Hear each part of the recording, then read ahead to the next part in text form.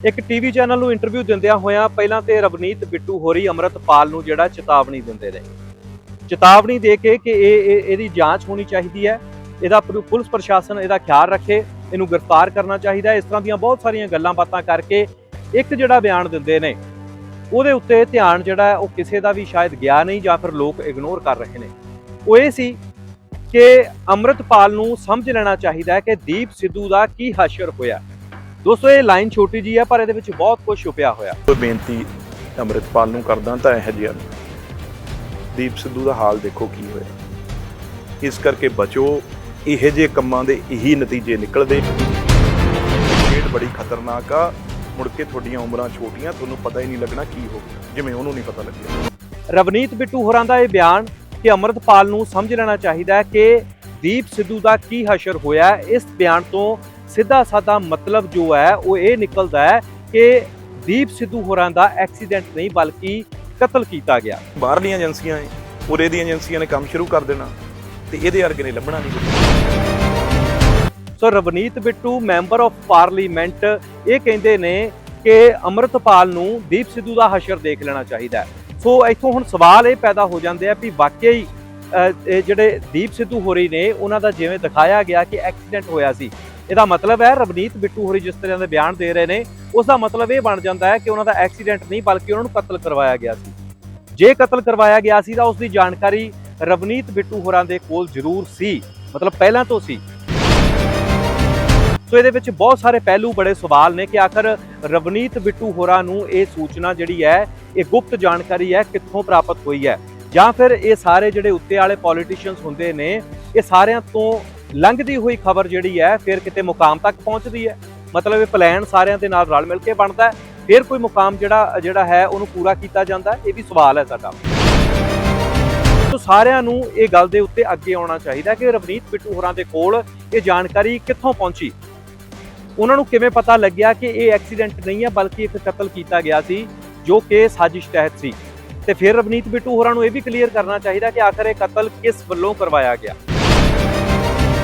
ਰਵਨੀਤ ਬਿੱਟੂ ਹੋਰਾਂ ਕੋਲੋਂ ਤੁਸੀਂ ਹੁਣ ਪੁੱਛੋ ਕਿ ਐਕਸੀਡੈਂਟ ਸੀ ਜਾਂ ਫਿਰ ਕਤਲ ਸੀ, ਕਿਉਂਕਿ ਇੱਕ ਮੈਂਬਰ ਪਾਰਲੀਮੈਂਟ ਇਸ ਗੱਲ ਦੀ ਗਵਾਹੀ ਭਰ ਰਿਹਾ ਕਿ ਹਸ਼ਰ ਦੇਖ ਲੈਣਾ ਚਾਹੀਦਾ ਦੀਪ ਸਿੱਧੂ ਦਾ।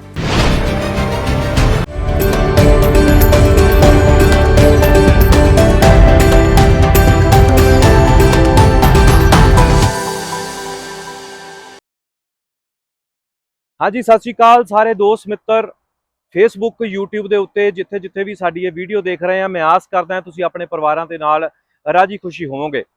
ਦੋਸਤੋ ਬੜੇ ਜ਼ਰੂਰੀ ਨੁਕਤੇ ਤੁਹਾਡੇ ਨਾਲ ਇਸ ਵੀਡੀਓ ਦੇ ਵਿੱਚ ਸਾਂਝੇ ਕਰਨੇ ਨੇ, ਇਸ ਕਰਕੇ ਬੇਨਤੀ ਕਰ ਦਿੰਦਾ ਗੱਲਬਾਤ ਸ਼ੁਰੂ ਕਰਨ ਤੋਂ ਪਹਿਲਾਂ ਕਿ ਵੱਧ ਤੋਂ ਵੱਧ ਇਸ ਵੀਡੀਓ ਨੂੰ ਤੁਸੀਂ ਸ਼ੇਅਰ ਕਰਨਾ ਤਾਂ ਕਿ ਹਰ ਇੱਕ ਫੋਨ ਤੱਕ, ਹਰ ਇੱਕ ਟੀਵੀ ਦੇ ਉੱਤੇ ਇਹ ਵੀਡੀਓ ਸਾਡੀ ਪਹੁੰਚ ਸਕੇ ਤੇ ਲੋਕ ਸਮਝ ਸਕਣ ਪੰਜਾਬ ਦੇ ਕਿ ਆਖਰ ਚੱਲਦਾ ਕੀ ਪਿਆ, ਕਿਵੇਂ ਲੋਕਾਂ ਨੂੰ ਲੰਬੇ ਸਮੇਂ ਤੋਂ ਬੇਵਕੂਫ ਬਣਾਇਆ ਜਾਂਦਾ ਹੈ। ਗੱਲ ਅੱਜ ਕਰਨੀ ਹੈ ਅੰਮ੍ਰਿਤਪਾਲ ਸਿੰਘ ਦੀਪ ਸਿੱਧੂ ਦੇ ਨਾਲ ਜਿਹੜੀ ਹੈ ਰਿਲੇਟਡ, ਕਿਵੇਂ ਅੱਜ ਦੇ ਪੋਲੀਟੀਸ਼ੀਅਨਸ ਕੀ ਬਿਆਨ ਦੇ ਰਹੇ ਨੇ। ਇਹ ਬਿਆਨ ਅਚਨਚੇਤ ਜਾਂ ਫਿਰ ਵਾਕਿਆ ਹੀ ਸੁਹਿਰਦਤਾ ਦੇ ਨਾਲ ਦਿੱਤੇ ਜਾਂਦੇ ਨੇ।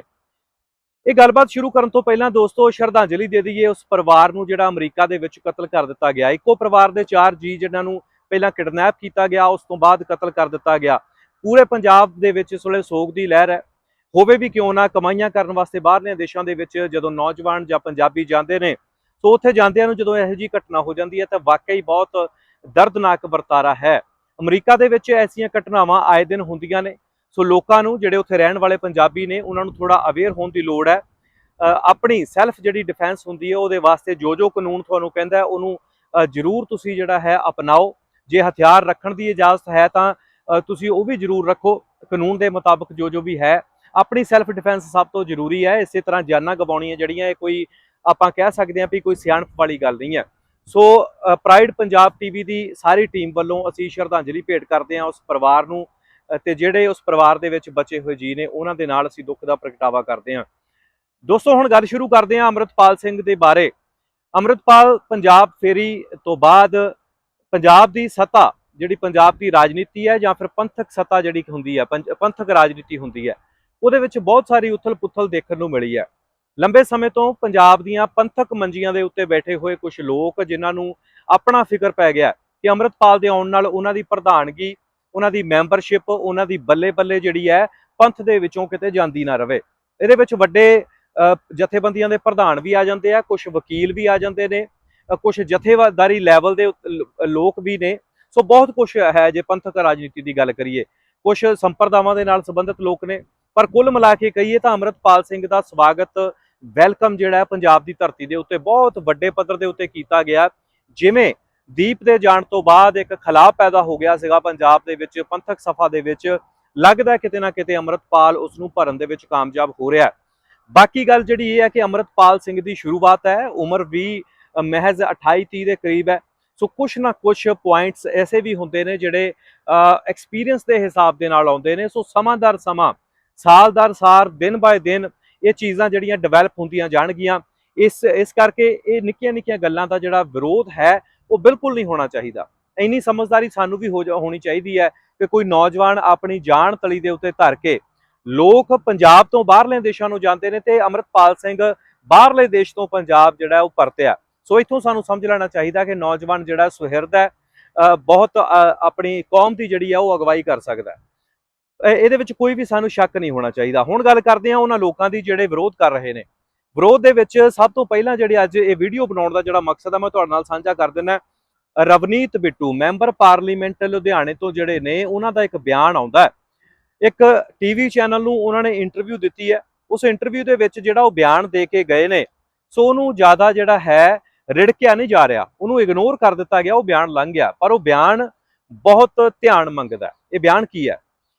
ਇੱਕ ਟੀਵੀ ਚੈਨਲ ਨੂੰ ਇੰਟਰਵਿਊ ਦਿੰਦਿਆਂ ਹੋਇਆਂ ਪਹਿਲਾਂ ਤੇ ਰਵਨੀਤ ਬਿੱਟੂ ਹੋਰੀ ਅੰਮ੍ਰਿਤਪਾਲ ਨੂੰ ਜਿਹੜਾ ਚੇਤਾਵਨੀ ਦਿੰਦੇ ਨੇ, ਚੇਤਾਵਨੀ ਦੇ ਕੇ ਕਿ ਇਹਦੀ ਜਾਂਚ ਹੋਣੀ ਚਾਹੀਦੀ ਹੈ, ਇਹਦਾ ਪੁਲਿਸ ਪ੍ਰਸ਼ਾਸਨ ਇਹਦਾ ਖਿਆਲ ਰੱਖੇ, ਇਹਨੂੰ ਗ੍ਰਿਫਤਾਰ ਕਰਨਾ ਚਾਹੀਦਾ। ਇਸ ਤਰ੍ਹਾਂ ਦੀਆਂ ਬਹੁਤ ਸਾਰੀਆਂ ਗੱਲਾਂ ਬਾਤਾਂ ਕਰਕੇ ਇੱਕ ਜਿਹੜਾ ਬਿਆਨ ਦਿੰਦੇ ਨੇ, ਉਹਦੇ ਉੱਤੇ ਧਿਆਨ ਜਿਹੜਾ ਉਹ ਕਿਸੇ ਦਾ ਵੀ ਸ਼ਾਇਦ ਗਿਆ ਨਹੀਂ ਜਾਂ ਫਿਰ ਲੋਕ ਇਗਨੋਰ ਕਰ ਰਹੇ ਨੇ। ਉਹ ਇਹ ਸੀ ਕਿ ਅੰਮ੍ਰਿਤਪਾਲ ਨੂੰ ਸਮਝ ਲੈਣਾ ਚਾਹੀਦਾ ਹੈ ਕਿ ਦੀਪ ਸਿੱਧੂ ਦਾ ਕੀ ਹਸ਼ਰ ਹੋਇਆ। ਦੋਸਤੋ, ਇਹ ਲਾਈਨ ਛੋਟੀ ਜੀ ਹੈ ਪਰ ਇਹਦੇ ਵਿੱਚ ਬਹੁਤ ਕੁਝ ਛੁਪਿਆ ਹੋਇਆ। ਹੁਣ ਇਹਦੇ ਵਿੱਚੋਂ ਬੜੇ ਸਾਰੇ ਸਵਾਲ ਨਿਕਲਣਗੇ ਜੋ ਅਸੀਂ ਰਵਨੀਤ ਬਿੱਟੂ ਹੋਰਾਂ ਨੂੰ ਵੀ ਕਰਾਂਗੇ ਅਤੇ ਪੰਜਾਬ ਦੇ ਲੋਕਾਂ ਨੂੰ, ਤੇ ਕੁਝ ਸਵਾਲ ਜਿਹੜੇ ਨੇ ਉਹ ਕਾਮਰੇਡੀ ਲਾਣੇ ਨੂੰ ਵੀ ਹੋਣਗੇ। ਰਵਨੀਤ ਬਿੱਟੂ ਹੋਰਾਂ ਦਾ ਇਹ ਬਿਆਨ ਕਿ ਅੰਮ੍ਰਿਤਪਾਲ ਨੂੰ ਸਮਝ ਲੈਣਾ ਚਾਹੀਦਾ ਹੈ ਕਿ ਦੀਪ ਸਿੱਧੂ ਦਾ ਕੀ ਹਸ਼ਰ ਹੋਇਆ, ਇਸ ਬਿਆਨ ਤੋਂ ਸਿੱਧਾ ਸਾਦਾ ਮਤਲਬ ਜੋ ਹੈ ਉਹ ਇਹ ਨਿਕਲਦਾ ਹੈ ਕਿ ਦੀਪ ਸਿੱਧੂ ਹੋਰਾਂ ਦਾ ਐਕਸੀਡੈਂਟ ਨਹੀਂ ਬਲਕਿ ਕਤਲ ਕੀਤਾ ਗਿਆ।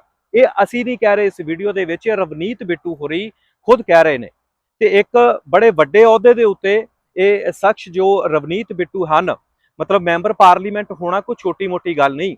ਜਦੋਂ ਉਹ ਬਿਆਨ ਦਿੰਦੇ ਨੇ ਫਿਰ ਉਹ ਰਿਸਪੌਂਸਿਬਿਲਟੀ ਦੇ ਨਾਲ ਹੀ ਇਹ ਬਿਆਨ ਜਿਹੜੇ ਆ ਉਹ ਦਿੱਤੇ ਜਾਂਦੇ ਆ। So Ravneet Bittu member of parliament ਇਹ ਕਹਿੰਦੇ ਨੇ ਕਿ ਅੰਮ੍ਰਿਤਪਾਲ ਨੂੰ ਦੀਪ ਸਿੱਧੂ ਦਾ ਹਸ਼ਰ ਦੇਖ ਲੈਣਾ ਚਾਹੀਦਾ। ਸੋ ਇੱਥੋਂ ਹੁਣ ਸਵਾਲ ਇਹ ਪੈਦਾ ਹੋ ਜਾਂਦੇ ਆ ਵੀ ਵਾਕਿਆ ਹੀ ਜਿਹੜੇ ਦੀਪ ਸਿੱਧੂ ਹੋਰੀ ਨੇ ਉਹਨਾਂ ਦਾ ਜਿਵੇਂ ਦਿਖਾਇਆ ਗਿਆ ਕਿ ਐਕਸੀਡੈਂਟ ਹੋਇਆ ਸੀ, ਇਹਦਾ ਮਤਲਬ ਹੈ ਰਵਨੀਤ ਬਿੱਟੂ ਹੋਰੀ ਜਿਸ ਤਰ੍ਹਾਂ ਦੇ ਬਿਆਨ ਦੇ ਰਹੇ ਨੇ ਉਸ ਦਾ ਮਤਲਬ ਇਹ ਬਣ ਜਾਂਦਾ ਹੈ ਕਿ ਉਹਨਾਂ ਦਾ ਐਕਸੀਡੈਂਟ ਨਹੀਂ ਬਲਕਿ ਉਹਨਾਂ ਨੂੰ ਕਤਲ ਕਰਵਾਇਆ ਗਿਆ ਸੀ। ਜੇ ਕਤਲ ਕਰਵਾਇਆ ਗਿਆ ਸੀ ਤਾਂ ਉਸ ਦੀ ਜਾਣਕਾਰੀ ਰਵਨੀਤ ਬਿੱਟੂ ਹੋਰਾਂ ਦੇ ਕੋਲ ਜ਼ਰੂਰ ਸੀ, ਮਤਲਬ ਪਹਿਲਾਂ ਤੋਂ ਸੀ। ਸੋ ਇਹਦੇ ਵਿੱਚ ਬਹੁਤ ਸਾਰੇ ਪਹਿਲੂ, ਬੜੇ ਸਵਾਲ ਨੇ ਕਿ ਆਖਰ ਰਵਨੀਤ ਬਿੱਟੂ ਹੋਰਾਂ ਨੂੰ ਇਹ ਸੂਚਨਾ ਜਿਹੜੀ ਹੈ, ਇਹ ਗੁਪਤ ਜਾਣਕਾਰੀ ਹੈ, ਕਿੱਥੋਂ ਪ੍ਰਾਪਤ ਹੋਈ ਹੈ, ਜਾਂ ਫਿਰ ਇਹ ਸਾਰੇ ਜਿਹੜੇ ਉੱਤੇ ਵਾਲੇ ਪੋਲੀਟੀਸ਼ੀਅਨਸ ਹੁੰਦੇ ਨੇ ਇਹ ਸਾਰਿਆਂ ਤੋਂ ਲੰਘਦੀ ਹੋਈ ਖਬਰ ਜਿਹੜੀ ਹੈ ਫਿਰ ਕਿਤੇ ਮੁਕਾਮ ਤੱਕ ਪਹੁੰਚਦੀ ਹੈ।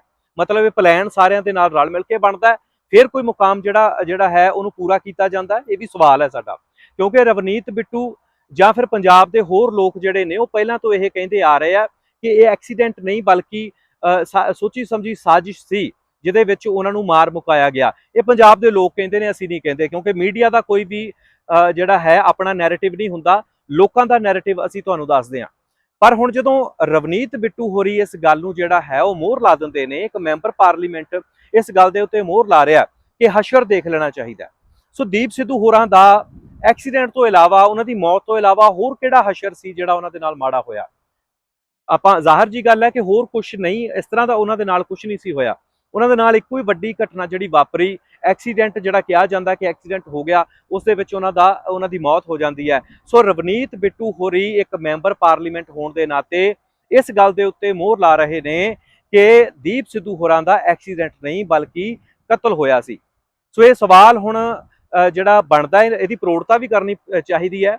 ਤੇ ਵਿਰੋਧੀ ਪਾਰਟੀਆਂ ਜਿੱਥੇ ਆਏ ਦਿਨ ਵਿਰੋਧੀਆਂ ਨੂੰ ਘੇਰਦੀਆਂ ਰਹਿੰਦੀਆਂ, ਸੋ ਇਸ ਬਿਆਨ ਦੇ ਉੱਤੇ ਰਵਨੀਤ ਬਿੱਟੂ ਹੋਰਾਂ ਦੇ ਕੋਲੋਂ ਵੀ ਸਪਸ਼ਟੀਕਰਨ ਮੰਗਣਾ ਬਹੁਤ ਜ਼ਰੂਰੀ ਹੈ। ਉੱਥੇ ਪੰਥਕ ਸਾਡੀਆਂ ਪਾਰਟੀਆਂ ਨੇ, ਅਕਾਲ ਤਖਤ ਦੇ ਜਥੇਦਾਰ ਨੇ, ਸਾਡੀਆਂ ਬਹੁਤ ਸਾਰੀਆਂ ਸੰਪਰਦਾਵਾਂ ਹੈ, ਜਾਂ ਫਿਰ ਹੋਰ ਆਪਾਂ ਕਹਿ ਲਈਏ ਪੰਥਕ ਨੌਜਵਾਨੀ ਦੀਆਂ ਜਿਹੜੀਆਂ ਆਪਣੀਆਂ ਜਥੇਬੰਦੀਆਂ ਬਣਾਈਆਂ ਹੋਈਆਂ। ਸੋ ਸਾਰਿਆਂ ਨੂੰ ਇਹ ਗੱਲ ਦੇ ਉੱਤੇ ਅੱਗੇ ਆਉਣਾ ਚਾਹੀਦਾ ਕਿ ਰਵਨੀਤ ਬਿੱਟੂ ਹੋਰਾਂ ਦੇ ਕੋਲ ਇਹ ਜਾਣਕਾਰੀ ਕਿੱਥੋਂ ਪਹੁੰਚੀ, ਉਹਨਾਂ ਨੂੰ ਕਿਵੇਂ ਪਤਾ ਲੱਗਿਆ ਕਿ ਇਹ ਐਕਸੀਡੈਂਟ ਨਹੀਂ ਹੈ ਬਲਕਿ ਇੱਕ ਕਤਲ ਕੀਤਾ ਗਿਆ ਸੀ ਜੋ ਕਿ ਸਾਜ਼ਿਸ਼ ਤਹਿਤ ਸੀ। ਤੇ ਫਿਰ ਰਵਨੀਤ ਬਿੱਟੂ ਹੋਰਾਂ ਨੂੰ ਇਹ ਵੀ ਕਲੀਅਰ ਕਰਨਾ ਚਾਹੀਦਾ ਕਿ ਆਖਰ ਇਹ ਕਤਲ ਕਿਸ ਵੱਲੋਂ ਕਰਵਾਇਆ ਗਿਆ, ਕਿਸ ਜਿਹੜੀ ਹੈ ਕਿਹੜੀ ਤਾਕਤ ਐਸੀ ਸੀ ਜਿਸ ਵੱਲੋਂ ਜਗਦੀਪ ਸਿੱਧੂ ਹੋਰਾਂ ਦਾ ਕਤਲ ਕਰਵਾਇਆ ਗਿਆ। ਇਸ ਲਈ ਜਵਾਬ ਤਲਬੀ ਹੋਣੀ ਚਾਹੀਦੀ ਹੈ। ਰਵਨੀਤ ਬਿੱਟੂ ਜਿਨ੍ਹਾਂ ਨੂੰ ਲੋਕਾਂ ਨੇ ਵੋਟਾਂ ਪਾ ਕੇ ਚੁਣਿਆ ਹੋਇਆ, ਕੋਈ ਮਾੜੀ ਮੋਟੀ ਹਸਤੀ ਨਹੀਂ ਹੈ, ਬਹੁਤ ਵੱਡਾ ਅਹੁਦਾ ਹੁੰਦਾ ਹੈ। ਸੋ ਜਿਹੜੇ ਉਹ ਬਿਆਨ ਦਿੰਦੇ ਨੇ ਉਹਦੇ ਉੱਤੇ ਉਹਨਾਂ ਨੂੰ ਪੂਰੇ ਤਰੀਕੇ ਦੇ ਨਾਲ ਜਿਹੜੀ ਹੈ ਪੁਸ਼ਟੀ ਕਰਨੀ ਬਣਦੀ ਹੈ। ਕਲੀਅਰਲੀ ਲੋਕਾਂ ਨੂੰ ਦੱਸਣਾ ਚਾਹੀਦਾ ਵੀ ਵਾਕਈ ਜੇ ਦੀਪ ਸਿੱਧੂ ਹੋਰਾਂ ਦੇ ਨਾਲ ਇਸ ਤਰ੍ਹਾਂ ਹੋਇਆ ਤੇ ਆਉਣ ਵਾਲੇ ਸਮੇਂ ਦੇ ਵਿੱਚ ਅੰਮ੍ਰਿਤਪਾਲ ਨੂੰ ਖਿਆਲ ਰੱਖਣਾ ਹੋਵੇ। ਮਤਲਬ ਜੇ ਅੱਜ ਰਵਨੀਤ ਬਿੱਟੂ ਹੋਰੀ ਇਹ ਗੱਲ ਸਪਸ਼ਟ ਕਰ ਦਿੰਦੇ ਨੇ ਕਿ ਦੀਪ ਸਿੱਧੂ ਦਾ ਐਕਸੀਡੈਂਟ ਨਹੀਂ ਬਲਕਿ ਮੌਤ ਕਤਲ ਕੀਤਾ ਗਿਆ, ਤਾਂ ਇਹਦੇ ਨਾਲ ਫਿਰ ਬਹੁਤ ਫਾਇਦਾ ਵੀ ਹੋਏਗਾ। ਮਤਲਬ ਪੰਥਕ ਸ਼ਖਸੀਅਤਾਂ ਉਹਦੇ ਤੋਂ ਫਾਇਦਾ ਵੀ ਲੈ ਸਕਦੀਆਂ ਕਿ ਅੰਮ੍ਰਿਤਪਾਲ ਹੋਰਾਂ ਨੂੰ ਵੀ ਆਪਣਾ ਖਿਆਲ ਜਿਹੜਾ ਉਹ ਰੱਖਣਾ ਪਊਗਾ, ਉਹ ਦੁੱਗਣੇ ਤਰੀਕੇ ਦੇ ਨਾਲ ਵਧੀਆ ਸਿਕਿਉਰਿਟੀ ਲੈ ਕੇ ਆਪਣਾ ਖਿਆਲ ਰੱਖ ਸਕਦੇ ਆ। ਸੋ ਇਹ ਚੀਜ਼ਾਂ ਜਿਹੜੀਆਂ ਨੇ ਰਵਨੀਤ ਬਿੱਟੂ ਹੋਰਾਂ ਨੂੰ ਬਾਹਰ ਆ ਕੇ ਦੱਸਣੀਆਂ ਚਾਹੀਦੀਆਂ। ਸੋ ਜੇ ਦੂਸਰੀ ਗੱਲ ਇਹ ਆ ਕਿ ਜੇ ਰਵਨੀਤ ਬਿੱਟੂ ਹੋਰੀ ਇਸ ਗੱਲ ਦੇ ਉੱਤੇ ਸ਼ੋਰ ਨਹੀਂ ਜਾਂ ਫਿਰ ਉਹ ਬਿਨਾਂ ਗੱਲੋਂ ਹੀ ਇਹ ਬਿਆਨ ਜਿਹੜਾ ਦੇ ਗਏ ਆ, ਤੇ ਇਸ ਗੱਲ ਦੀ ਵੀ ਮਾਫੀ ਮੰਗਣੀ ਚਾਹੀਦੀ ਹੈ। ਵਿਰੋਧੀਆਂ ਨੂੰ ਉਹਨਾਂ ਨੂੰ ਜਿਹੜਾ ਹੈ ਜਵਾਬ ਤਲਬ ਕਰਨਾ ਚਾਹੀਦਾ ਕਿ ਇੱਕ ਮੈਂਬਰ ਪਾਰਲੀਮੈਂਟ ਹੋਣ ਦੇ ਨਾਤੇ ਏਡਾ ਵੱਡਾ ਬਿਆਨ ਜਿਹੜਾ ਕਿਸ ਬਣਾ ਦੇ ਉੱਤੇ ਦਿੱਤਾ ਗਿਆ। ਸੋ ਮੈਨੂੰ ਜਿੱਥੋਂ ਤੱਕ ਲੱਗਦਾ ਵੀ ਰਵਨੀਤ ਬਿੱਟੂ ਜੇ ਇੱਕ ਮੈਂਬਰ ਪਾਰਲੀਮੈਂਟ ਦੀ ਮੈਂ ਗੱਲ ਕਰਾਂ ਤਾਂ ਇਸ ਤਰ੍ਹਾਂ ਦੇ ਬਿਆਨ ਜਿਹੜੇ ਉਹ ਬਿਨਾਂ ਗੱਲੋਂ ਨਹੀਂ ਦੇ ਦਿੰਦੇ। ਸੋ ਉਹਨਾਂ ਦੇ ਕੋਲ ਕੋਈ ਨਾ ਕੋਈ ਗੁਪਤ ਸੂਚਨਾ ਜਿਹੜੀ ਆ ਜ਼ਰੂਰ ਹੋਏਗੀ ਜਿਸ ਦੇ ਆਧਾਰ ਤੇ ਉਹਨਾਂ ਨੇ ਕਿਹਾ ਕਿ ਇਹ ਐਕਸੀਡੈਂਟ ਨਹੀਂ ਬਲਕਿ ਕਤਲ ਕੀਤਾ ਗਿਆ ਸੀਗਾ। ਸੋ ਹੁਣ ਦੂਸਰੀ ਗੱਲ ਅਸੀਂ ਉਸ ਕਾਮਰੇਡ ਲਾਣੇ ਨੂੰ ਪੁੱਛਣਾ ਚਾਹੁੰਦੇ ਹਾਂ। ਕਾਮਰੇਡ ਬਹੁਤ ਸਾਰੇ ਨੇ ਨਾ ਦੁਨੀਆ ਭਰ ਦੇ ਵਿੱਚ ਜਿਹੜੇ ਆਏ ਦਿਨ ਇਹ ਕਹਿੰਦੇ ਰਹਿੰਦੇ ਆ ਕਿ ਦੀਪ ਸਿੱਧੂ ਨੂੰ ਸਿੱਖ ਕੌਮ ਸ਼ਹੀਦ ਕਿਉਂ ਕਹਿੰਦੀ ਹੈ, ਕਿਉਂ ਸ਼ਹੀਦ ਕਹਿੰਦੀ ਹੈ, ਉਹ ਤਾਂ ਇੱਕ ਐਕਸੀਡੈਂਟ ਦੇ ਵਿੱਚ ਮਾਰਿਆ ਗਿਆ ਸੀ, ਜੋ ਕਾਮਰੇਡਾਂ ਦੀ ਵਰਡਿੰਗ ਹੈਗੀ ਆ। ਸੋ ਹੁਣ ਉਹ ਕਾਮਰੇਡਾਂ ਨੂੰ ਵੀ ਚਾਹੀਦਾ ਹੈ ਕਿ ਰਵਨੀਤ ਬਿੱਟੂ ਹੋਰਾਂ ਕੋਲੋਂ ਪੁੱਛੋ ਕਿ ਉਹ ਵਾਕਿਆ ਐਕਸੀਡੈਂਟ ਸੀ ਜਾਂ ਫਿਰ ਉਹ ਕਤਲ ਕੀਤਾ ਗਿਆ। ਸੋ ਜਿਹੜੇ ਕਾਮਰੇਡ ਹਮੇਸ਼ਾ ਕਹਿੰਦੇ ਰਹਿੰਦੇ ਐਕਸੀਡੈਂਟ ਸੀ, ਉਹਨਾਂ ਨੂੰ ਮੈਂ ਸਵਾਲ ਪੁੱਛਣਾ ਚਾਹੁੰਦਾ ਵੀ ਰਵਨੀਤ ਬਿੱਟੂ ਇੱਕ ਸੰਸਦ ਮੈਂਬਰ ਪਾਰਲੀਮੈਂਟ, ਉਹ ਕਹਿ ਰਹੇ ਨੇ ਕਿ ਐਕਸੀਡੈਂਟ ਨਹੀਂ ਹੋਇਆ।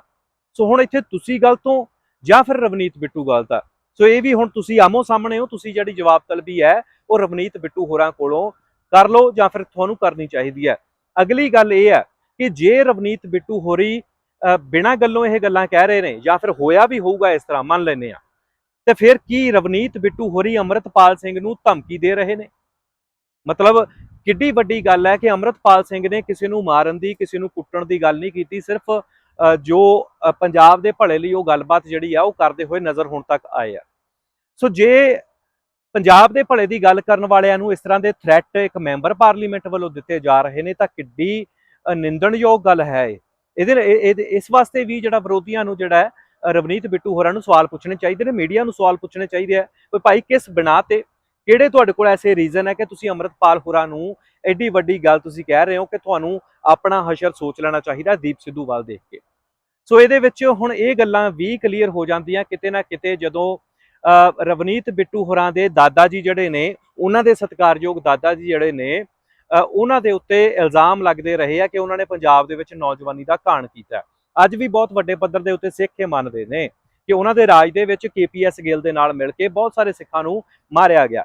ਸੋ ਹੁਣ ਕਿਤੇ ਇਹ ਸਵਾਲ ਹੈ, ਕਿਤੇ ਉਹ ਦਾਦੇ ਵਾਲੀ ਜਿਹੜੀ ਸਾਰੀ ਗੱਲਬਾਤ ਹੈ ਉਹ ਰਵਨੀਤ ਬਿੱਟੂ ਹੋਰਾਂ ਦੇ ਵਿੱਚ ਤਾਂ ਨਹੀਂ ਆ ਗਈ ਕਿ ਧਮਕੀ ਜਿਹੜੀ ਆ ਉਹ ਦਿੱਤੀ ਜਾ ਰਹੀ ਹੈ ਵੀ ਤੁਹਾਡਾ ਹਸ਼ਰ ਕੀ ਹੋਊਗਾ। ਇਹਦਾ ਮਤਲਬ ਦਾਦੇ ਵੱਲੋਂ ਕੀਤੇ ਗਏ ਉਹਨਾਂ ਉਸ ਵੇਲੇ ਦਾ ਜਿਹੜਾ ਮਾਹੌਲ ਸਿਰਜਿਆ ਗਿਆ, ਜਿਹੜੇ ਉਹਨਾਂ ਤੇ ਇਲਜ਼ਾਮ ਲੱਗਦੇ ਨੇ, ਅੱਜ ਰਵਨੀਤ ਬਿੱਟੂ ਉਹਨਾਂ ਦਾ ਪੋਤਰਾ ਜਿਹੜਾ ਹੈ ਉਹ ਇਸ ਗੱਲ ਨੂੰ ਪ੍ਰੋੜਤਾ ਕਰ ਰਿਹਾ ਕਿ ਮੇਰੇ ਦਾਦਾ ਜੀ ਵੱਲੋਂ ਵੀ ਉਹ ਸਾਰਾ ਕੁਝ ਕੀਤਾ ਗਿਆ ਸੀ। ਇਹ ਸਵਾਲ ਨੇ, ਸਾਡੀ ਇਹਦੇ ਵਿੱਚ ਕੋਈ ਵੀ ਆਪਣੀ ਕਹੀ ਹੋਈ ਗੱਲ ਨਹੀਂ ਹੈ। ਸਾਰੇ ਸਵਾਲ ਮੈਂ ਤੁਹਾਨੂੰ ਜਿਹੜਾ ਮੋੜ ਕੇ ਕਰ ਰਿਹਾ ਰਵਨੀਤ ਬਿੱਟੂ ਹੋਰੀ ਜਾਂ ਫਿਰ ਕਾਂਗਰਸ ਪਾਰਟੀ ਜਾਂ ਫਿਰ ਪੰਜਾਬ ਦੇ ਲੋਕਾਂ ਨੂੰ, ਉਸ ਤੋਂ ਬਾਅਦ ਕਾਮਰੇਡ ਦਾਣੇ ਨੂੰ, ਕਿ ਦਾਦੇ ਵੱਲੋਂ ਕੀਤੇ ਗਏ ਜਿਹੜੇ ਤੁਹਾਡੇ ਸਤਿਕਾਰਯੋਗ ਜਿਹੜੇ ਦਾਦਾ ਜੀ ਬੇਅੰਤ ਸਿੰਘ ਨੇ, ਉਹਨਾਂ ਦੇ ਰਾਜ ਦੇ ਵਿੱਚ ਦੱਸਿਆ ਜਾਂਦਾ ਕਿ ਬਹੁਤ ਸਾਰੇ ਕਤਲ ਹੋਏ ਆ। ਖੈਰ ਅਸੀਂ ਤਾਂ ਉਹ ਅੱਖੀ ਦੇਖੇ ਨਹੀਂ, ਪਰ ਆਮ ਤੌਰ ਤੇ ਜਿੱਥੇ ਆਪਾਂ ਗੱਲ ਕਰਦੇ ਹਾਂ ਅਕਾਲ ਤਖਤ ਦੇ ਜਥੇਦਾਰ ਤੱਕ ਵੀ ਇਸ ਗੱਲ ਨੂੰ ਮੰਨਦੇ ਨੇ ਕਿ ਉਸ ਰਾਜ ਦੇ ਵਿੱਚ ਕਤਲ ਹੋਏ ਨੇ, ਕਤਲੋਗਾਰਤ ਬੜੇ ਵੱਡੇ ਪੱਧਰ ਤੇ ਹੋਈ ਹੈ, 1 ਤੋਂ 1.5 ਲੱਖ ਮੁੰਡਾ ਪੰਜਾਬ ਦਾ ਮਾਰਿਆ ਗਿਆ। ਇਹ ਤੁਹਾਡੇ ਦਾਦੇ ਦੇ ਉੱਤੇ ਜਿਹੜੇ ਨੇ ਐਲੀਗੇਸ਼ਨ ਲੱਗਦੇ ਆ। ਸੋ ਹੁਣ ਜਦੋਂ ਉਹਨਾਂ ਦੇ ਪੋਤਰੇ ਹੋਣ ਦੇ ਨਾਤੇ ਤੁਸੀਂ ਅੰਮ੍ਰਿਤਪਾਲ ਸਿੰਘ ਨੂੰ ਇਹ ਥ੍ਰੈਟ ਦੇ ਰਹੇ ਹੋ ਕਿ ਤੁਹਾਨੂੰ ਦੀਪ ਸਿੱਧੂ ਵਾਲਾ ਹਸ਼ਰ ਤੁਹਾਡਾ ਹੋ ਸਕਦਾ ਹੈ, ਤੇ ਫਿਰ ਕਿਤੇ ਨਾ ਕਿਤੇ ਇਹ ਗੱਲ ਮੰਨ ਲਈਏ ਕਿ ਜੋ ਦਾਦਾ ਜੀ ਤੁਹਾਡਿਆਂ ਨੇ ਕੀਤਾ ਸੀ ਉਹ ਕਿਤੇ ਨਾ ਕਿਤੇ ਜਾਇਜ਼ ਆ, ਲੋਕੀ ਸਹੀ ਕਹਿ ਰਹੇ ਨੇ। ਹੁਣ ਅਗਲਾ ਇੱਕ ਹੋਰ ਸਵਾਲ ਆ ਜਾਂਦਾ ਹੈ ਕਿ ਜੇ ਅੱਜ ਪੰਜਾਬ ਦੇ ਹਿੱਤਾਂ ਦੀ ਗੱਲ ਕਰਨ ਵਾਲਾ ਇੱਕ ਸਿੱਖ ਨੌਜਵਾਨ ਅੰਮ੍ਰਿਤਧਾਰੀ ਹੈ, ਜਿਹੜਾ ਵਿਦੇਸ਼ ਦੀ ਧਰਤੀ ਛੱਡ ਕੇ ਪੰਜਾਬ ਦੇ ਵਿੱਚ ਆ ਕੇ ਪੰਜਾਬ ਦੇ ਹੱਕਾਂ ਵਾਸਤੇ ਬੋਲ ਰਿਹਾ, ਤੇ ਮੰਨ ਲਈਏ ਰਵਨੀਤ ਬਿੱਟੂ ਜੀ ਆਉਣ ਵਾਲੇ ਸਮੇਂ ਦੇ ਵਿੱਚ ਬਾਬਾ ਕਿਰਪਾ ਕਰੇ ਤੁਹਾਡੇ ਉੱਤੇ ਕਿ ਤੁਸੀਂ ਮੈਂਬਰ ਪਾਰਲੀਮੈਂਟ ਤੋਂ ਮੁੱਖ ਮੰਤਰੀ ਪੰਜਾਬ ਬਣ ਜਾਂਦੇ ਹੋ, ਇਹ ਸਵਾਲ ਹੈ ਤੇ ਨਾਲੇ ਤੁਹਾਡੇ ਲਈ ਅਸੀਂ ਦੁਆ ਵੀ ਕਰਦੇ ਹਾਂ, ਅਰਦਾਸ ਵੀ ਕਰਦੇ ਹਾਂ ਕਿ ਤੁਸੀਂ ਬਣੋ।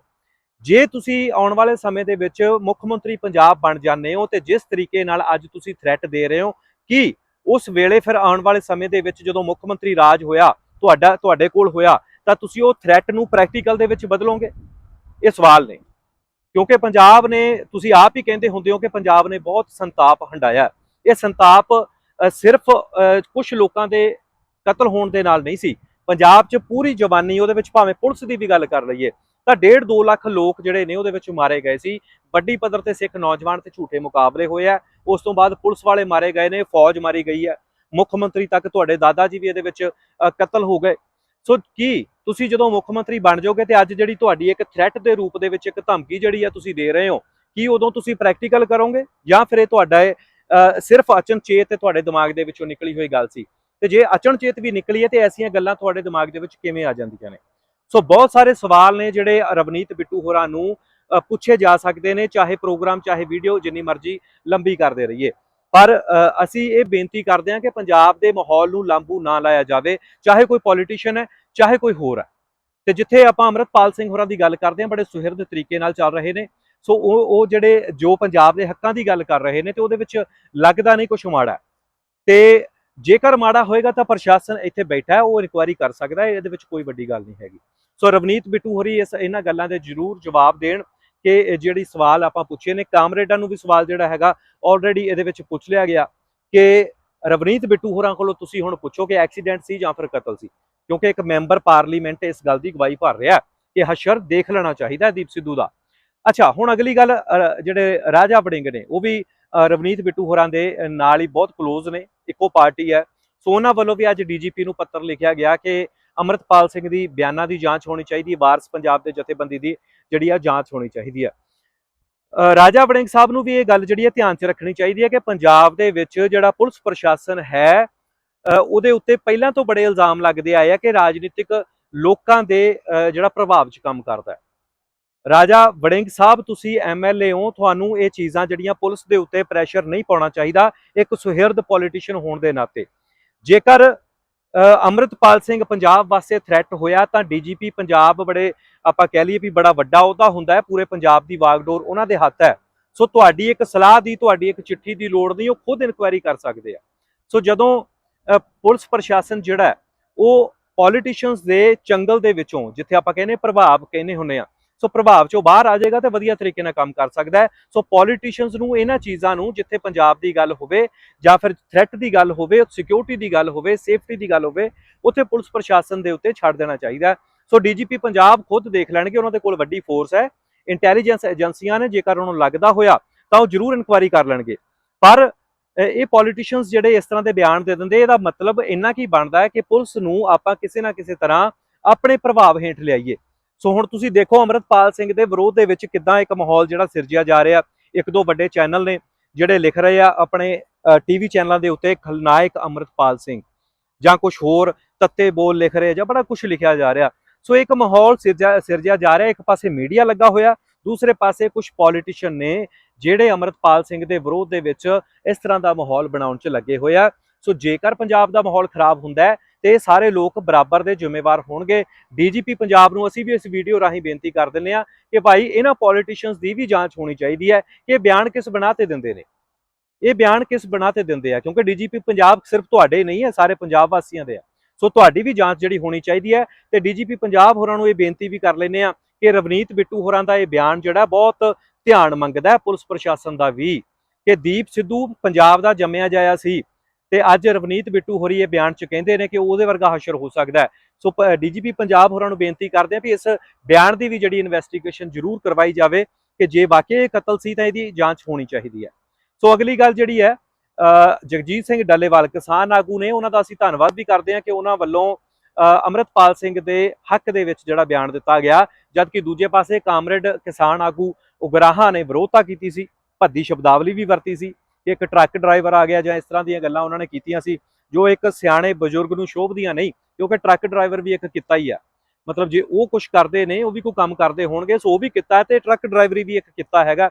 ਸੋ ਜੇ ਆਪਾਂ ਅਮਰੀਕਾ ਦੀ ਗੱਲ ਕਰੀਏ ਤਾਂ ਉੱਥੇ ਇੱਕ ਡੀਸੀ ਨਾਲੋਂ ਘੱਟ ਨਹੀਂ ਹੁੰਦਾ ਟਰੱਕ ਡਰਾਈਵਰ, ਤੁਸੀਂ ਸਾਰੇ ਜਾਣਦੇ ਹੀ ਹੋ। ਸੋ ਇਹ ਕੋਈ ਮਾੜਾ ਮੋਟਾ ਕਿੱਤਾ ਨਹੀਂ ਹੈ। ਜਗਜੀਤ ਸਿੰਘ ਡੱਲੇਵਾਲ ਹੋਰਾਂ ਦੇ ਇਸ ਬਿਆਨ ਦੀ ਅਸੀਂ ਸ਼ਲਾਘਾ ਕਰਦੇ ਹਾਂ ਕਿ ਉਹਨਾਂ ਵੱਲੋਂ ਜਿਹੜਾ ਬਿਆਨ ਦਿੱਤਾ ਗਿਆ ਕਿ ਅੰਮ੍ਰਿਤਪਾਲ ਵੀ ਪੰਜਾਬ ਦੇ ਹੱਕਾਂ ਦੀ ਗੱਲ ਕਰਦਾ ਹੈ ਤੇ ਅਸੀਂ ਵੀ ਪੰਜਾਬ ਦੇ ਹੱਕਾਂ ਦੀ ਜਿਹੜੀ ਹੈ ਉਹ ਗੱਲ ਕਰ ਰਹੇ ਹਾਂ। ਸੋ ਇਹਨਾਂ ਬਿਆਨਾਂ ਦੇ ਬਾਰੇ ਅੱਜ ਦੀ ਇਹ ਵੀਡੀਓ ਹੈਗੀ ਆ। ਸੋ ਜਰੂਰ ਇਸ ਵੀਡੀਓ ਨੂੰ ਵੱਧ ਤੋਂ ਵੱਧ ਸ਼ੇਅਰ ਕਰਿਓ ਆਪਣੇ ਮੀਡੀਆ ਪਲੇਟਫਾਰਮਸ ਤੇ, ਤਾਂ ਕਿ ਇਹ ਸਵਾਲ ਜਿਹੜੇ ਪੁੱਛੇ ਜਾ ਸਕਣ। ਫਿਰ ਤੋਂ ਐਂਡ ਦੇ ਵਿੱਚ ਮੈਂ ਕਹਿ ਦਿੰਦਾ ਕਿ ਰਵਨੀਤ ਬਿੱਟੂ ਹੋਰਾਂ ਵੱਲੋਂ ਦਿੱਤਾ ਗਿਆ ਇਹ ਬਿਆਨ ਹਰ ਇੱਕ ਦਾ ਧਿਆਨ ਮੰਗਦਾ ਹੈ। ਧਿਆਨ ਕਿਉਂ ਮੰਗਦਾ ਹੈ? ਕਿਉਂਕਿ ਬਹੁਤ ਛੋਟੇ ਲਫ਼ਜ਼ਾਂ ਦੇ ਵਿੱਚ ਉਹਨਾਂ ਨੇ ਵੱਡੇ ਖੁਲਾਸੇ ਕਰ ਦਿੱਤੇ ਨੇ, ਚਾਹੇ ਇਨਡਾਇਰੈਕਟਲੀ ਕੀਤੇ ਹੋਣ, ਕਿ ਦੀਪ ਸਿੱਧੂ ਹੋਰਾਂ ਦਾ ਜੋ ਹਸ਼ਰ ਹੋਇਆ ਅੰਮ੍ਰਿਤਪਾਲ ਦਾ ਹੋ ਸਕਦਾ ਹੈ। ਅੰਮ੍ਰਿਤਪਾਲ ਹੋਰਾਂ ਨੂੰ ਵੀ ਆਪਣਾ ਧਿਆਨ ਰੱਖਣ ਦੀ ਲੋੜ ਹੈਗੀ ਹੈ। ਬਹੁਤ ਬਹੁਤ ਧੰਨਵਾਦ। ਚੜ੍ਹਦੀ ਕਲਾ ਚ ਰਹੋ, ਮਿਲਾਂਗੇ ਫਿਰ।